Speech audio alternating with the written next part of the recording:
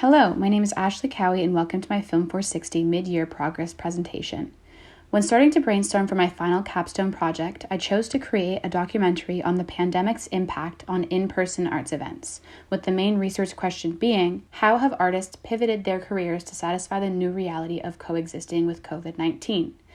The reason why I wanted to focus on this topic is because the arts have always held a special place in my heart, and I feel that there's something unique about the atmosphere of live, in-person arts events. Since my initial toolbox and proposal, I have successfully gathered B-roll footage and conducted multiple interviews. When first planning for participants to feature in my documentary, I wanted to include artists who have careers that heavily depend on live arts events for their income. I mentioned two specific individuals who I wanted to interview in my proposal, which were Donovan Lenabbit and Serena Candello. In November and December, I had the opportunity to shoot B-roll of a new virtual project that Serena is working on. These shoots had all the necessary protocols in place to ensure everyone's safety. Then, I followed my production schedule and successfully interviewed both Donovan and Serena in early January. I conducted Donovan's interview over Zoom, which went very smoothly, and he had some wonderful insights to provide. And then I had the opportunity to interview Serena in person, and her interview was spectacular, as she's always a lovely and wise person to talk to. After interviewing Serena and Donovan, I decided that I wanted to feature more than just two participants in my film.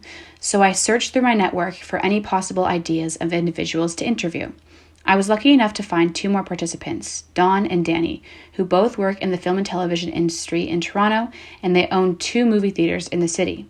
Dawn works as a script supervisor on Murdoch Mysteries, and I was able to interview her in one of the movie theaters she owns and get some B-roll inside the building. Danny, who's her husband, works on multiple TV shows as a set designer. I also interviewed him in the theater. To pair with the interview footage, I took external shots of the movie theaters as well as ventured down to the entertainment district in Toronto and shot miscellaneous B-roll.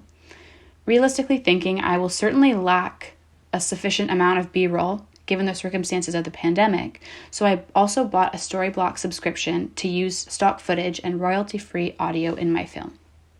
Since the creation of my initial toolbox and research question, the topic and main question of my film has pivoted itself. Having the opportunity to interview Dawn and Danny was something that I didn't want to shut down, even though they work in the film industry, and that doesn't necessarily land in the category of artists who have been heavily affected because their income relies on in-person arts events.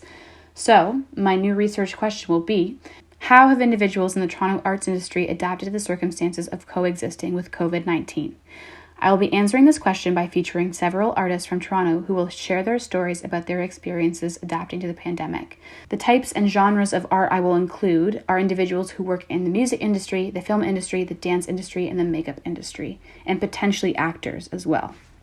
All of this work has brought me to where I am now, which is currently sifting through the interviews I recently conducted and cutting down the footage.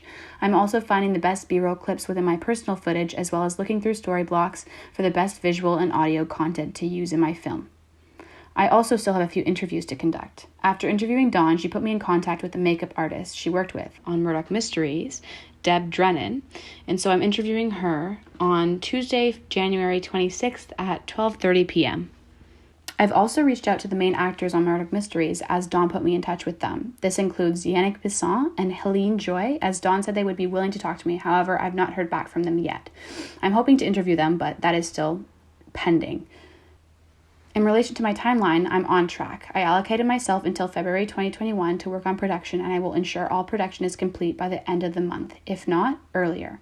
I've begun my post-production process and will continue it throughout March, and my main task this semester will be editing the film together. When considering obstacles that I will need to surmount in the upcoming months working on this film, the first obstacle I need to surmount is making the film look cohesive with all the different types of footage I have. This includes Zoom footage, B-roll that I've shot, B-roll, stock footage, in-person interviews, etc., etc. And this is something that I'll have to consistently look out for in my editing process. The second obstacle that I fear is creating a film that is too vague and that does not have a clear message. My initial idea of focusing on live in-person arts events was very specific, and this has now changed. However, I didn't want to turn down the opportunity to interview more individuals for my film, especially people who have an abundance of experience that they can draw on. These people being Dawn, Deb, Danny, and at the end of the day, I know it comes down to how I put the film together, and I know I can make it a clear message, but if anybody has any suggestions for making my film as clear and cohesive as possible, I would love to hear your ideas. So far, throughout this process, one thing that I've learned is that I will no longer use the word pivot in my film. I will use the word adapt instead. When talking to Serena, she had some wise words to say about the notion of pivoting and how it has an easy connotation to it, but her transition was not easy. This is what she had to say. A lot of people have been talking about pivoting during this pandemic.